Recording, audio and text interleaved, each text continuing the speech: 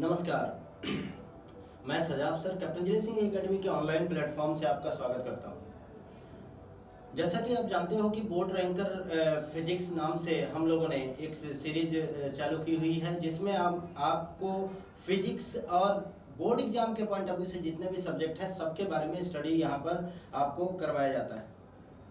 सभी के बारे में आपको डिटेल एक्सप्लेनेशन की जाती है। जैसा कि आज की क्लास में हम लोग फिजिक्स में इलेक्ट्रिक चार्ज एंड फील्ड के बारे में स्टडी कर रहे हैं। अब इलेक्ट्रिक चार्ज एंड फील्ड में आपको कहाँ तक हम लोगों ने पढ़ा था, ये क्या क्या हम लोगों ने देखा था, ये सब के बारे में सबसे पहले मैं आपको बताऊंगा। फिर आगे जो है आगे की चैप्टर के बारे में स्टडी करेंगे। सबसे पहले मैं बता दूं तो पिछले 2 क्लासेस में हम लोगों ने न्यूमेरिकल सॉल्विंग के तरीके देखे। न्यूमेरिकल सॉल्व कैसे करते हैं, बोर्ड एग्जाम में कैसे करते हैं, ये बात मैंने आपको बताया। बोर्ड एग्जाम में कैसे सॉल्व करते हैं, बोर्ड एग्जाम में कौन से पैटर्न पे हम लोग क्वेश्चंस को सॉल्व करते हैं, ये चीज़ हमने आपको बताया था कि आपको आसानी से क्लियर हो जाए और आपको पूरे के पूरे नंबर मिले। क्योंकि कई बार क्या होता है, आपको भी पता है कि पूरा अगर हम सॉल्व भी कर लेते हैं, पूरा सही भी कर लेते हैं, तो भी कंप्लीट नंबर नहीं मिलता। अगर पूरे नंबर चाहिए होगा तो अपने को बोर्ड एग्जाम के पॉइंट ऑफ व्यू से कैसे हम लिख रहे हैं, कैसे एग्जाम को अटेम्प्ट कर रहे हैं, कैसे क्वेश्चंस को अटेम्प्ट कर रहे हैं, ये सबसे इंपॉर्टेंट बात होती है। और इसी हिसाब से इसी बेसिस पर हम लोग क्वेश्चंस के अटेम्प्टेशन के बारे में यहाँ पर पिछले 2 क्लासेज में हम लोगों ने डिस्कस किया है और आपको मैंने बताया कि कैसे बोर्ड एग्जाम में क्वेश्चंस को अटेम्प्ट करना है। हमने आपको बताया कि 4 स्टेप में क्वेश्चंस को अटेम्प्ट करते हैं। पहला स्टेप होता है गिवन। अगर न्यूमेरिकल है तो सबसे पहला स्टेप गिवन, क्वेश्चन में क्या दिया है ये चीज आपको सबसे पहले बताना होता है। उसके बाद आपको बताना होता है टू फाइंड, क्या क्या अपने को फाइंड आउट करना है, ये चीज आपको बताना होता है। फिर उसके बाद तीसरा स्टेप जो होता है वो आता है फार्मूलेज का। फार्मूले क्या क्या यूज कर रहे हो आप उस क्वेश्चंस के लिए, उस क्वेश्चन के पॉइंट ऑफ व्यू से ये चीज आपको क्लियर करना होता है। तो आपको मैंने फार्मूला बताया कि थर्ड स्टेप में अपने को फार्मूला, सभी फार्मूला एक जगह लिख देते हैं, जो फार्मूला उस क्वेश्चंस में हम लोगों को यूज करना है। और लास्ट स्टेप आपको पता है, लास्ट स्टेप में आपको सॉल्यूशन करना है, सॉल्व करना है। कैसे हम सॉल्व करते हैं, कैसे क्वेश्चंस को सॉल्व करना है, ये चीज आपको बताना होता है। ये चीज आपको बताया था मैं। तो इस तरीके से 4 स्टेप में हम लोगों ने आसान से आसान क्वेश्चन को उसमें बोर्ड एग्जाम में एग्जामिनर को भी अच्छा लगे इस तरीके से हम लोग लिखते हैं। हम लोग क्या करते हैं, कुछ भी लिख देते हैं और कुछ भी अगर उसमें लिखोगे तो आपको कंप्लीट नंबर एग्जामिनर नहीं देगा। अगर आप प्रोसेस से लिखोगे, प्रोसेस वाइज चलोगे, सिस्टमेटिक वे से लिखोगे, अगर आप क्रॉनिकल ऑर्डर में लिखोगे जिस ऑर्डर में मैंने बताया, तो ही आपको नंबर एग्जामिनर आपको कंप्लीट नंबर देता है। तो इस तरीके से हमने आपको कैसे न्यूमेरिकल करना है ये चीज हमने आपको क्लियर किया था। यहाँ पर आपको आज की क्लास में हमको उसके आगे करना है। लेकिन क्या क्या आपने पढ़े हैं एक बार हम बता देते हैं। सबसे पहले मैंने आपको बताया electric charge and field. Electric charge क्या होता है, कूलम्ब्स लॉ क्या होता है, चार्ज की प्रॉपर्टी क्या होती है, कूलम्ब्स लॉ की प्रॉपर्टी क्या होती है। उसके बाद मैंने कूलम्ब्स लॉ पे कुछ न्यूमेरिकल करवाए, कूलम्ब्स लॉ के क्वेश्चन कैसे करने हैं, सुपरपोजिशन प्रिंसिपल के क्वेश्चन कैसे करने हैं, ये बात बताया। उसके बाद मैंने आपको बताया कि इलेक्ट्रिक फील्ड क्या होता है। इलेक्ट्रिक फील्ड के बारे में डिस्कस किया। Electric field due two point charge के बारे में बताया। Electric field due two point charge में जो क्वेश्चंस होते हैं उस पर हम लोगों ने डिस्कस किया। उसके बाद आता है इलेक्ट्रिक डाइपोल। इलेक्ट्रिक डाइपोल में आपको देखना है इलेक्ट्रिक डाइपोल क्या होता है, इलेक्ट्रिक डाइपोल मोमेंट क्या होता है, electric field due to electric dipole क्या होता है, axial position and equatorial position, इसकी जो डेरिवेशन है उसके बारे में हम लोगों ने देखा था, डेरिवेशन देखा था, डेरिवेशन क्या होता है, ये सब चीजें हमने आपको बताया था। उसके बाद जो हमारा टॉपिक था वो था इलेक्ट्रिक फ्लक्स, जो कि लास्ट टॉपिक मैंने आपको बताया था। उसके बाद से हम लोगों ने न्यूमेरिकल सॉल्व करने के तरीके देखे थे, न्यूमेरिकल सॉल्व कैसे करना है। क्योंकि ऐसा मतलब जो चैप्टर है उसके कंसेप्ट में हम लोग इतना जा चुके थे कि हम लोगों ने न्यूमेरिकल पर ध्यान नहीं दिया। उसके बाद हम लोगों ने न्यूमेरिकल पर ध्यान दिया, न्यूमेरिकल को सॉल्व किया और 2 क्लास में आपको न्यूमेरिकल के बारे में डिस्कस किया। यहाँ पे आज हम लोग इलेक्ट्रिक फ्लक्स के आगे पढ़ेंगे, लेकिन सबसे पहले मैं इलेक्ट्रिक फ्लक्स के बारे में बताऊंगा। और इलेक्ट्रिक फ्लक्स के आज का है लेक्चर नंबर 6। तो आपको पता है कि आज का लेक्चर नंबर 6 है। लेक्चर नंबर 6 में क्या क्या कवर होगा अगर बात किया जाए तो सबसे पहले आपको इलेक्ट्रिक फ्लक्स के बारे में बताऊंगा, इलेक्ट्रिक फ्लक्स में फिर गॉस लॉ के बारे में बताऊंगा, गॉस लॉ का क्या एप्लीकेशन है उसके बारे में आज हम लोग डिस्कस करेंगे। तो सबसे पहले मैं आपको बता दूं तो इलेक्ट्रिक फ्लक्स क्या होता है, मैं पिछली क्लास में डिस्कस किया था इलेक्ट्रिक फ्लक्स के बारे में। एक बार यहां बता देता हूं इलेक्ट्रिक फ्लक्स क्या होता है। Electric flux total number of electric field lines, total number of electric field lines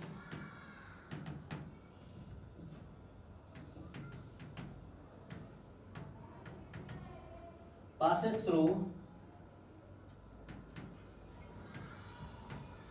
close surface. याद रखिएगा यही कहलाता है आपका इलेक्ट्रिक फ्लक्स। आपको ध्यान देना है इलेक्ट्रिक फ्लक्स क्या होता है, यही आपका इलेक्ट्रिक फ्लक्स कहलाता है। इलेक्ट्रिक फ्लक्स को फाई से रिप्रेजेंट करते हैं और फाई इक्वल टू होता है E vector dot S vector, हमने आपको बताया था। और इसको लिखते हैं ई एस कॉस थीटा। और आपको बताया था कि फाई एक स्केलर क्वांटिटी है, स्केलर क्वांटिटी है, ये चीज आपको जानना है। फाई की जो यूनिट होती है इसकी यूनिट न्यूटन पर कूलम और इसकी यूनिट मीटर स्क्वायर। याद रखिए न्यूटन पर कूलम इनटू मीटर स्क्वायर इसकी यूनिट होती है।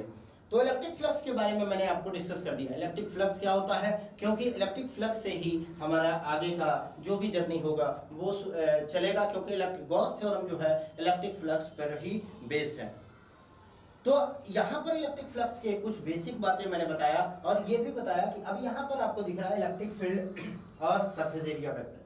यहाँ से जो क्वेश्चन बनता है वो ज्यादातर क्वेश्चन जो है जैसे दे दिया कि जैसे एक एग्जांपल बता दिया मैंने क्वेश्चंस इलेक्ट्रिक फ्लक्स से कि ई वेक्टर दे दिया 20 i cap newton metre square, sorry E vector है न्यूटन पर कूलम, 20 आई कैप न्यूटन पर कूलम दे दिया। और आपसे कहा कि जो प्लेन है, मान लो स्क्वायर कोई क्यूब है, क्यूब का प्लेन जो है वो है वाई जेड प्लेन में या एक्स वाई जेड प्लेन में दे दिया। अगर वाई जेड प्लेन में दे दिया तो आपको पता है कि एस वेक्टर जो होगा वो आई कैप में होगा, एक्स एक्सिस में होगा। अगर वाई जेड प्लेन में दिया तो एक्स एक्सिस में होगा आई कैप। और आपको पता है ई डॉट एस करोगे तो जो आई से मान लो उसका स्क्वायर का एरिया दे दिया, उस क्यूब का एरिया दे दिया, क्यूब के एक सरफेस का एरिया दे दिया 30 सेंटीमीटर स्क्वायर। आपको दे दिया एरिया एस वेक्टर और दे दिया आई कैप, क्योंकि हमने वाई जेड प्लेन में उसको लिया है। तो वाई जेड प्लेन में अगर लेंगे तो आपको पता है एक्स एक्सिस के अलोंग जो है उसका हमेशा जो एरिया वेक्टर होता है वो नॉर्मल टू द प्लेन होता है। एस वेक्टर जो होगा वो हमेशा नॉर्मल टू प्लेन होगा, नॉर्मल टू प्लेन। याद रखिएगा जो भी प्लेन होगा उसके नॉर्मल एस वेक्टर होता है।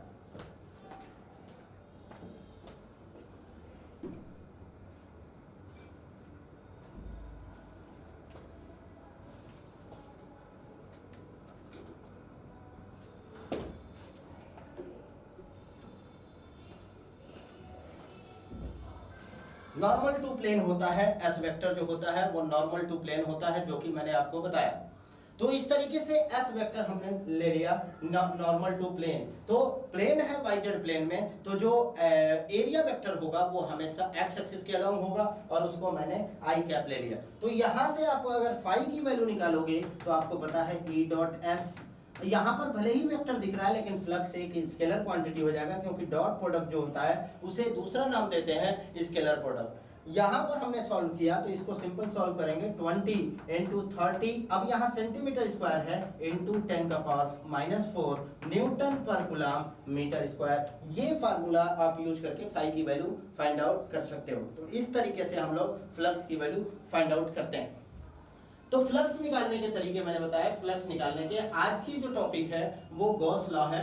गॉस लॉ क्या कहता है इसके बारे में हम लोग डिस्कस करेंगे। गॉस लॉ क्या कहता है, तो सबसे पहले एक बात समझो। गॉस लॉ कहता है, देखो मैं डेफिनेशन बताता हूं, ध्यान दीजिएगा। Surface integration of electric field in a close surface is equal to 1/epsilon naught times of total charge present in it। जैसे एग्जांपल के तौर पर यहां पर दिया हुआ है the total electric flux through any close surface is equal to 1 by epsilon not times of total charge present by that surface. जैसे मान लो ये एक सरफेस है, इसमें चार्ज है Q1 माइनस Q2 और बाहर है Q3, और आपसे पूछा बताओ टोटल फ्लक्स कितना होगा। तो टोटल इसमें क्या कहता है, फ्लक्स बराबर Q inside upon epsilon not. तो याद रखिए Q इनसाइड क्या हो गया, Q1 minus Q2 upon epsilon not, ये फाई की वैल्यू हो गया। लेकिन अपने को अगर गॉस थ्योरम में लिखना है तो गॉस थ्योरम में क्या लिखेंगे, तो ये चीज ध्यान देने वाली है। गॉस थ्योरम कहता है कि total surface integration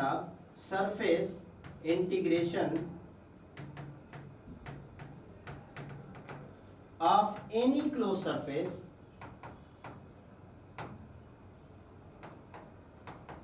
is equal to 1 by epsilon naught times of Q inside total charge present in it। याद रखिए यही डिफिनीशन आपको एग्जाम में लिखना है। अगर जब भी गॉस लॉ के डिफिनीशन की बात करेगा तो ये डिफिनीशन आपको लिखना है, surface integration of any close surface is equal to 1 by epsilon not times of total charge present in it.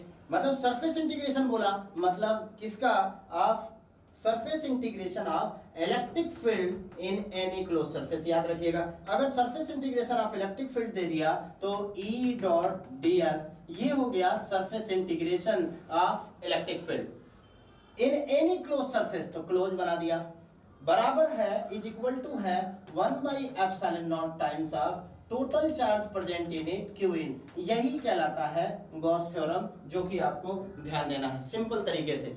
Gauss theorem क्या कहलाता है कि surface integration of electric field in any close surface is equal to 1 by epsilon not times of total charge present in it. याद रखना है ये बात। तो ये होता है गॉस थ्योरम। तो यही चीज यहाँ पर जो surface integration of electric field दिख रहा है, आपको पता है E डॉट ds फ्लक्स होता है छोटे से टुकड़े का, और उसका इंटीग्रेशन कर दिया तो टोटल फ्लक्स आ गया, और इसी को हम लिखते हैं फाई टोटल।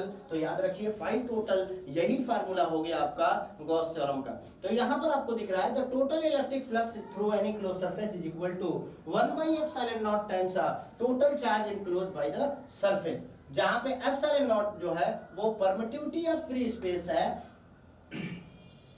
ठीक है। एप्सिलॉन नॉट जो है परमिटिविटी ऑफ फ्री स्पेस है, और एप्सिलॉन नॉट की वैल्यू होती है एप्सिलॉन नॉट बराबर आपको पता है 8.85 इंटू 10 का पावर माइनस 12। याद रखिए कूलम स्क्वायर पर न्यूटन मीटर स्क्वायर, ये होता है एप्सिलॉन नॉट की value. According to Gauss law हमने बता दिया, अकॉर्डिंग टू गॉस लॉ क्या होता है, surface integration of any close surface is equal to 1 by epsilon, surface integration of electric field in any close surface is equal to 1 by epsilon not times total charge present in it. ये चीज Gauss theorem हमने बता दिया आपको। तो by the definition of electric flux through any closed surface as is given by phi equal to E dot ds integration close, आपको पता है। तो ये चीज आपका फार्मूला आ गया, यहाँ सब चीजें हमने क्लियर कर दिया। अब अगर बात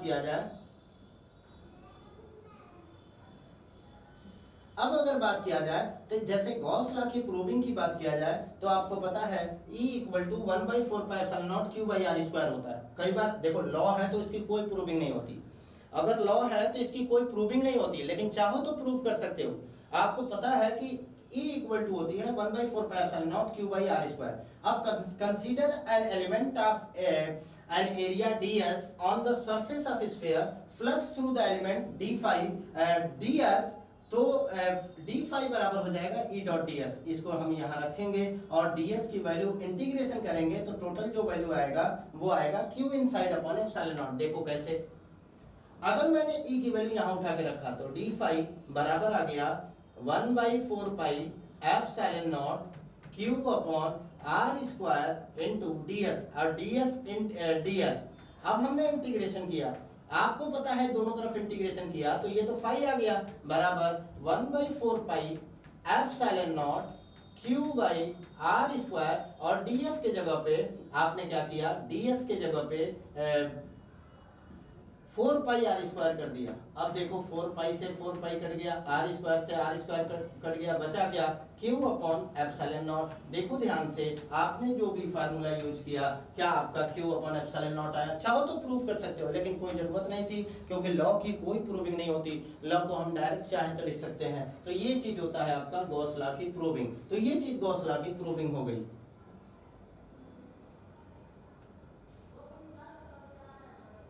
यहाँ पर जो मैंने किया वो यहाँ पर लिखा हुआ है, तो आराम से गॉस लॉ की प्रूविंग कर सकते हैं। Total flux through the surface, तो ये हो गया आपका गॉस लॉ की प्रूविंग।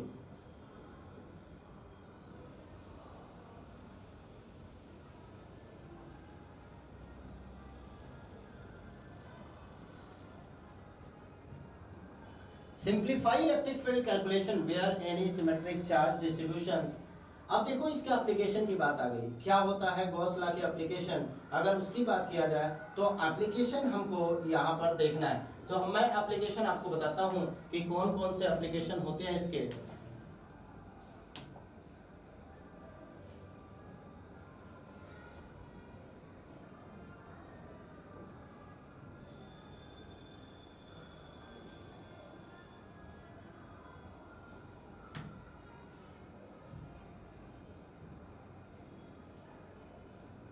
आज थोड़ा सा इसमें प्रॉब्लम है।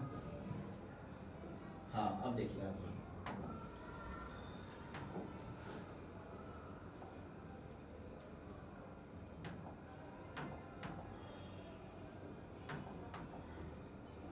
Application of Gauss law.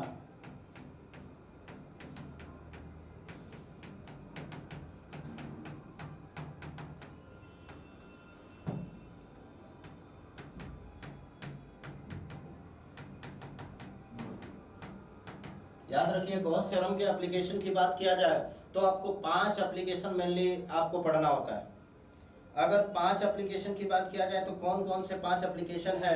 तो सबसे पहला जो एप्लीकेशन है वो ध्यान दिया जाए तो एप्लीकेशन नंबर 1 है electric field due to infinite length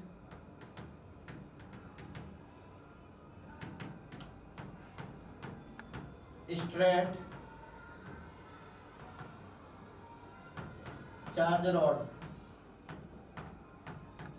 ये पहला एप्लीकेशन है। दूसरा है electric field due to metallic sheet.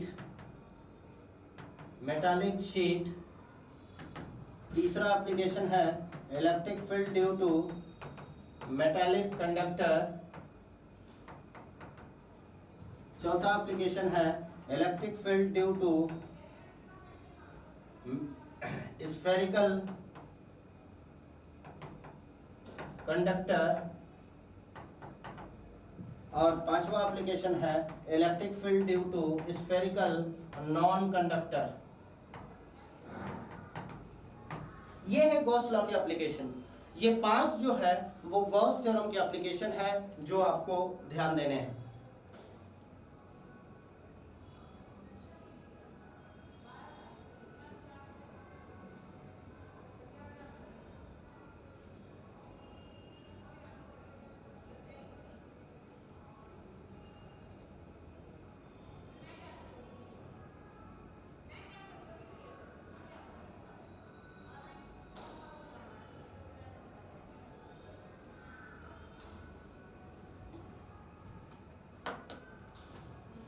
ये गॉस थ्योरम के एप्लीकेशन है जो कि आपको ध्यान देने हैं। गॉस थ्योरम के एप्लीकेशन पढ़ना है। अगर मैं बात करूं तो ये पांचों एप्लीकेशन के बारे में यहाँ पर डिटेल में एक्सप्लेनेशन करना है। डिटेल में एक्सप्लेन करके इस पांचों एप्लीकेशन को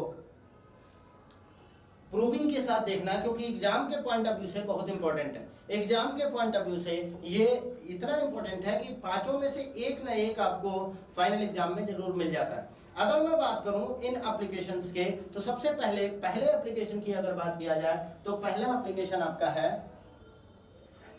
electric field due to infinite length straight charge rod. तो अगर हम पहले एप्लीकेशन को सॉल्व करते हैं तो ये चीज याद रखना है कि electric field due to infinite length straight charge rod. तो यहाँ पर है मान लो एक इनफाइनाइट लेंथ स्ट्रेट रॉड है और इस पर लैम्डा कूलम पर मीटर आपका चार्ज डेंसिटी दिया हुआ है और आपको यहाँ से r दूरी पर इलेक्ट्रिक फील्ड यहाँ पर निकालना है। अब ध्यान से ये समझने वाली बात है कि r डिस्टेंस पर अपने को इलेक्ट्रिक फील्ड निकालना है, तो अपने कैसे यहाँ पर गॉस थ्योरम लगाएंगे। आपको पता है गॉस थ्योरम तभी अप्लाई होगा जब किसी क्लोज सरफेस में चार्ज रखा हो। तो यहाँ कोई क्लोज सरफेस तो दिख नहीं रहा, तो अपने को क्लोज सरफेस बनाना होगा और उस सरफेस को कहा जाता है, उस सरफेस को यहाँ पर कहा जाता है गॉसियन सरफेस। अब गॉसियन सरफेस कैसे बनाएंगे, याद रखो एक ट्रिक हमेशा याद रखना कि गॉसियन सरफेस हमेशा, गॉसियन सरफेस जो होगा, गॉसियन सरफेस हमेशा कैसे शेप का होता है, जिस शेप का कोई भी सरफेस होता है, same as surface of charge. याद रखो चार्ज सरफेस जिस शेप का होगा उसी शेप का गॉसियन सरफेस बनाएंगे। बताओ एक वायर है, इनफाइनाइट लेंथ का वायर है, बताओ वायर किस शेप का होता है, सिलेंड्रिकल। तो गॉसियन सरफेस भी सिलेंड्रिकल बनाएंगे और इस तरीके से बनाते हैं गॉसियन सरफेस कि गॉसियन सरफेस का हर पॉइंट इलेक्ट्रिक फील्ड कांस्टेंट हो, हर पॉइंट पर इलेक्ट्रिक फील्ड सेम हो। अब एक बात बताओ, अगर यहाँ पर बात किया जाए ये इनफाइनाइट लेंथ स्ट्रेट रॉड है, अगर ये इनफाइनाइट लेंथ है तो आपको पता है कि चाहे यहाँ पर इलेक्ट्रिक फील्ड देखा जाए या यहाँ पर हर जगह सेम होगा। वैसे ही r डिस्टेंस पर इधर भी इलेक्ट्रिक फील्ड क्या होगा, सेम होगा। अगर इसको हम मिला दें तो ये किस शेप का बनेगा, ये बनेगा आपका, यहाँ पर देखो ये बनेगा हमारा सिलेंड्रिकल शेप का। तो ये हमारा गॉसियन सरफेस हो गया सिलेंड्रिकल शेप का। मान लो इसकी लेंथ L है, मान लो यहाँ से यहाँ तक लेंथ जो है वो L। हमने यहाँ पर फार्मूला बनाया, ये गॉसियन सरफेस बनाने के बाद तुरंत हमने यहाँ पर फार्मूला लिखा और फार्मूला क्या है, integration of E dot ds बराबर Q inside upon epsilon not. याद रखिए जो अंदर चार्ज है वो अपॉन एप्सिलॉन नॉट। आपको पता है कि गॉसियन सरफेस के हर पॉइंट पर इलेक्ट्रिक फील्ड सेम होता है, तो इलेक्ट्रिक फील्ड को बाहर कर दिया। इंटीग्रेशन ऑफ ds बराबर q inside upon epsilon not. अब एक बात बताओ, इंटीग्रेशन ds है, यहाँ पर दिख रहा है कि ds कितने सरफेस का है, तो यहाँ पर ध्यान दिया जाए तो ds अपने को, एक तो ये सरफेस है φ1 और एक ये सरफेस है φ2 और एक ये सरफेस है जो है φ3। याद रखो ये φ3 इसके चारों ओर एक ही सरफेस है, क्योंकि एक ही कर्व सरफेस है, एक ही सरफेस है चारों तरफ। तो ये φ3 मैंने एक ही लिया, मैं इधर नहीं लिया क्योंकि ये सब एक ही है, तो φ3 हमने बाहर ले लिया। अब आपको एक बात पता है φ1, और देखो इस पर इलेक्ट्रिक फील्ड तो इधर होगा और φ1 ऊपर है तो एंगल 90 हो गया, तो φ1 की वैल्यू 0 हो गया। वैसे ही सेम φ2 की वैल्यू 0 हो गया।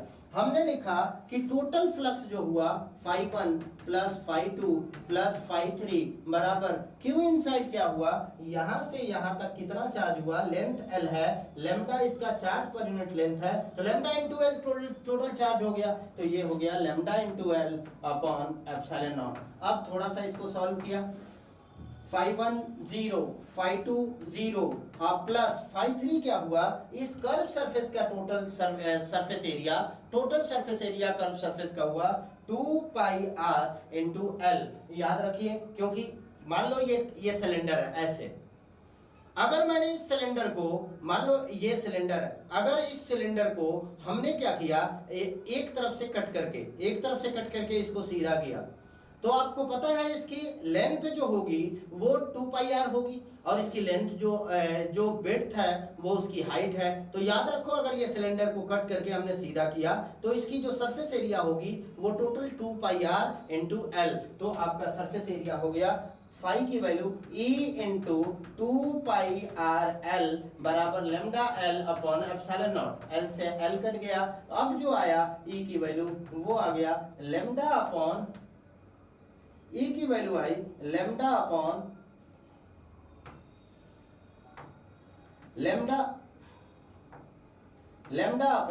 2 पाई एप्सिलॉन नॉट r। ये इलेक्ट्रिक फील्ड की वैल्यू आई। ये due to infinite length straight rod, जो कि मैंने आपको यहाँ पर क्लियर किया कैसे अपने को निकालना है। Electric field due to straight rod आपको कैसे लिखना है, कैसे प्रूव करनी है, ये चीज यहाँ पर आपको पूरा एक्सप्लेन करके बताया है। पहला एक्सप्लेनेशन आपको क्लियर होना चाहिए। अब अगर दूसरे एप्लीकेशन की बात करूं तो दूसरा एप्लीकेशन क्या कहता है, ये चीज समझने वाली है। Electric field due to metallic sheet, दूसरा एप्लीकेशन है electric field due to metallic sheet.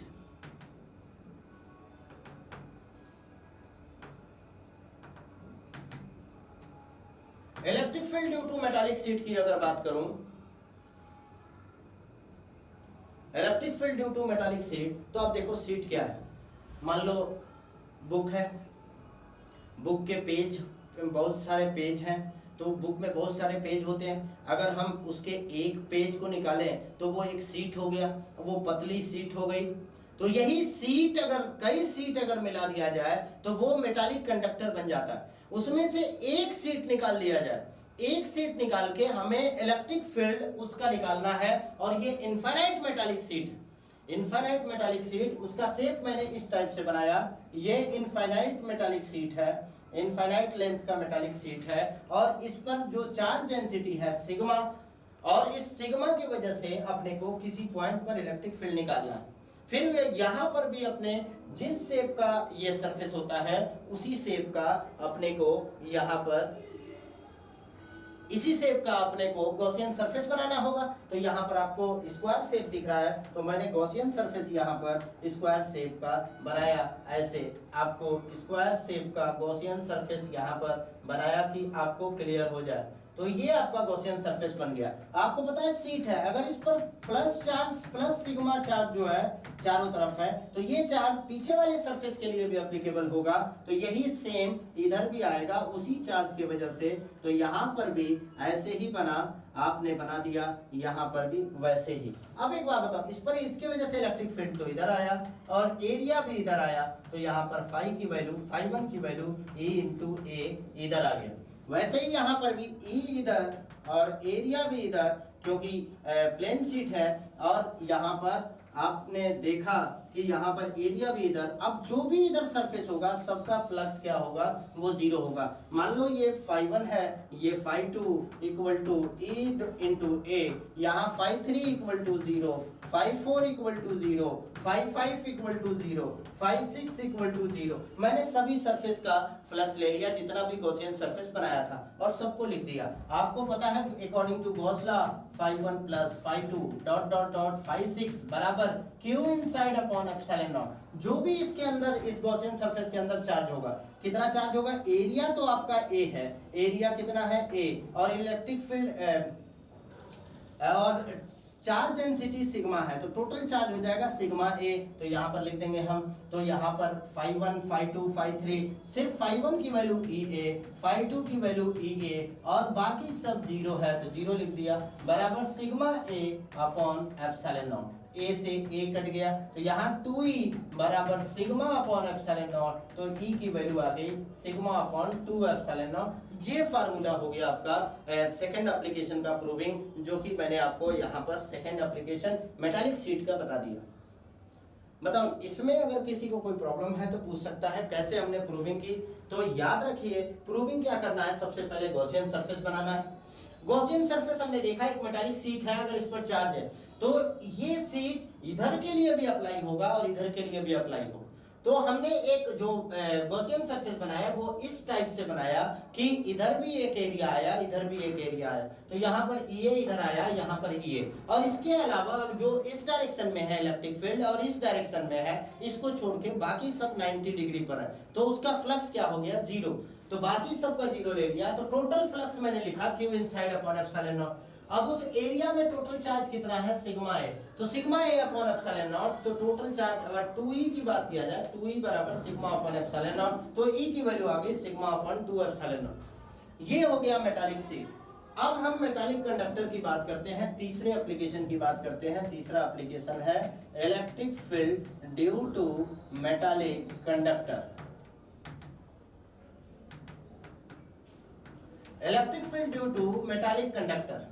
Metallic conductor में इलेक्ट्रिक फील्ड कैसे निकलता है, ये चीज समझने वाली है। जैसे मान लो एक कंडक्टर है, अब मैंने कहा कि कई सीट एक साथ मिला के अगर बनाया जाए तो वो मेटालिक कंडक्टर का काम करता है। ये मेटालिक कंडक्टर, आपको पता है कंडक्टर है तो इसके अंदर इलेक्ट्रिक फील्ड 0 होगा। अगर इसको चार्ज दिया गया प्लस सिग्मा इधर दे दिया गया तो आपको पता है कि इसके पीछे चारों तरफ इसके सिग्मा आएगा, लेकिन इलेक्ट्रिक फील्ड जो इधर आएगा तो जाहिर सी बात है यहाँ निकालना है। तो यहाँ पर अगर देखा जाए तो ये किस शेप का होगा, जिस शेप का ये है उसी शेप का, लेकिन E और A एक ही होगा क्योंकि इसके अंदर ये तो ब्रेक हो गया, ये चार्ज इसके लिए एप्लीकेबल नहीं है, तो अंदर हम इधर नहीं बनाएंगे, तो सिर्फ एक ही सरफेस बना। और आपको एक बात पता है कि इसका जो इधर वाला होगा वो 0 होगा फ्लक्स, इधर वाला फ्लक्स 0, तो टोटल फ्लक्स आ गया EA। तो फाई टोटल बराबर Q inside upon epsilon not. Phi total सिर्फ EA आया बराबर Q इनसाइड सिग्मा A आ गया अपॉन एप्सिलॉन नॉट। तो E की वैल्यू आ गया, A से A कट गया, सिग्मा अपॉन एप्सिलॉन नॉट। ये किसके लिए आ गया, मेटालिक कंडक्टर के लिए।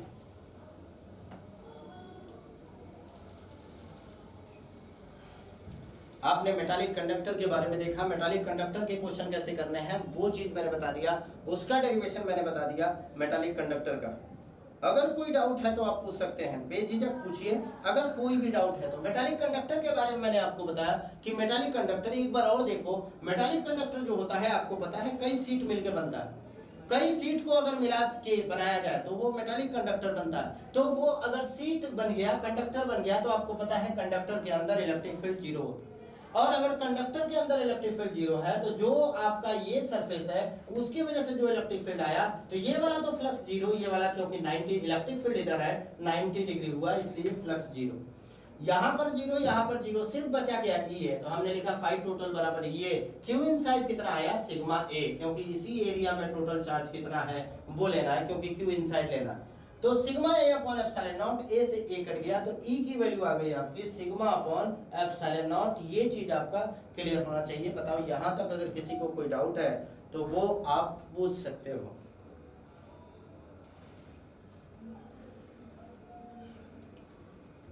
अब हम फोर्थ एप्लीकेशन पे आते हैं। फोर्थ एप्लीकेशन क्या कहता है,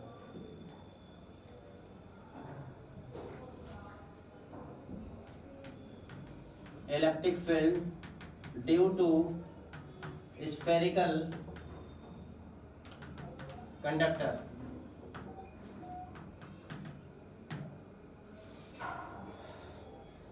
अगर हम स्फेरिकल कंडक्टर की बात करें तो यहाँ पर एक स्फेरिकल कंडक्टर है, ये स्फेरिकल कंडक्टर है, इसके वजह से इलेक्ट्रिक फील्ड निकालना है। मान लो इसको चार्ज दिया गया Q, तो ये चार्ज इसके बाहर ऐसे सरफेस पर डिस्ट्रीब्यूट हो जाता है। तो ये नोट करके आप लिख सकते हैं कि ऑलवेज कंडक्टर में जो चार्ज होता है वो हमेशा उसके सरफेस पर होता है।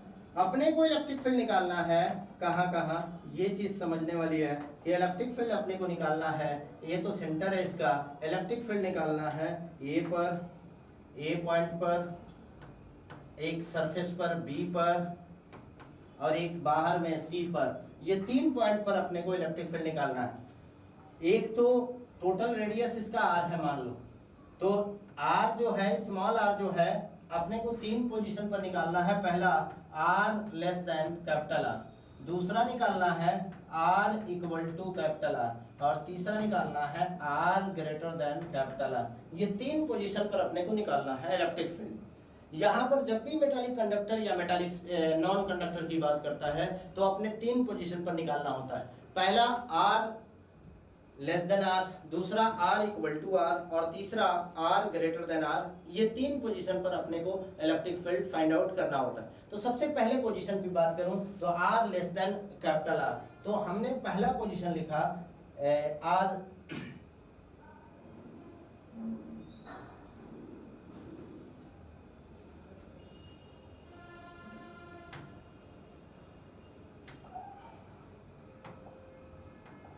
पहला पोजीशन है कि R less than capital R।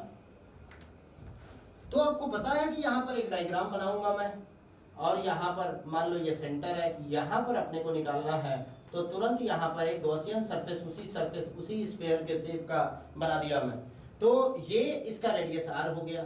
बताओ इसके अंदर टोटल चार्ज कितना हुआ, q इनसाइड। आपको साफ साफ दिख रहा है कि इसके अंदर टोटल चार्ज क्या है, 0 है। तो इसका integration of E dot ds बराबर q इनसाइड का मतलब 0 अपॉन एप्सिलॉन नॉट। तो E की वैल्यू आ गया कितना, 0। ये पहले पॉइंट का इलेक्ट्रिक फील्ड आ गया 0। ये चीज समझना आपको r less than capital R के लिए। अगर ऐसे ही r इक्वल टू r की बात करें,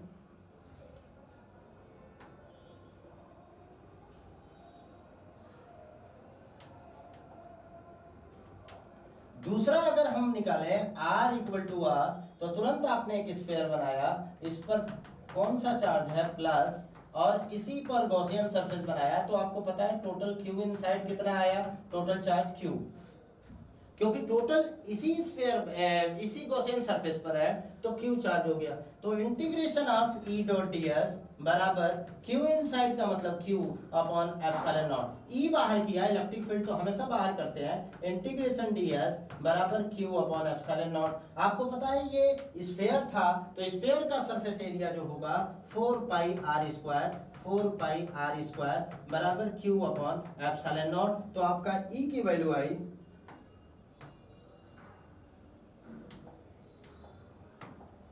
E की value I q upon 4 pi epsilon not r square. ये आ गया at the surface of spherical conductor. At the surface of spherical conductor आपका इलेक्ट्रिक फील्ड आ गया। अब अपने को इलेक्ट्रिक फील्ड निकालनी है आउटसाइड द कंडक्टर। तो आउटसाइड कंडक्टर की बात करूं तो आउटसाइड का मतलब हो गया यहां पर। अब यहां से रेडियस r है, इसके अंदर भी चार्ज टोटल क्या है, q है। तो आपको पता है वही फार्मूला आएगा, बस r के जगह पे r हो जाएगा। तो E की वैल्यू आई E आउटसाइड बराबर आ गया q upon 4 pi epsilon not small r square, क्योंकि r जो है इस बार ग्रेटर देन कैपिटल R है। यहाँ पर 3 पोजीशन पर आपको इलेक्ट्रिक फील्ड आया। कौन कौन, पहला तो इनसाइड 0, पहला आया इनसाइड 0, दूसरा आया एट द सरफेस, और तीसरा आया at the outside the surface. ये आपका electric field due to spherical conductor के बारे में आपको मैंने बता दिया। अब नेक्स्ट क्लास में हम लोग electric field due to spherical non conductor के बारे में पढ़ेंगे, और इसके बाद ये चैप्टर पूरा charge, electric charge and field का कंसेप्ट जो है वो समाप्त हो जाएगा। हम लोग नॉन कंडक्टर के बारे में पढ़ के आगे बढ़ेंगे, तो ये और इस पर कुछ न्यूमेरिकल्स करेंगे अगली क्लास में। तो ये पूरा आपका पूरा इलेक्ट्रोस्टैट जो है वो खत्म हो जाएगा। हाँ, एक क्लास में हम लोग PYQ जो होते हैं इसके, उसके बारे में भी हम लोग पढ़ लेंगे। तो 2 क्लास और इसका इलेक्ट्रिक चार्ज एंड फील्ड का बचा हुआ है, जिसमें आपको ये देखना है कि कैसे अपने को पढ़ना है, कैसे अपने को आसानी से इस चैप्टर को कंप्लीट करना है। इसके न्यूमेरिकल भी करेंगे, कैसे PYQs के क्वेश्चन करेंगे। यहाँ इस तरीके से आज की क्लास मैं यहीं समाप्त करता हूँ। जय हिंद, जय भारत।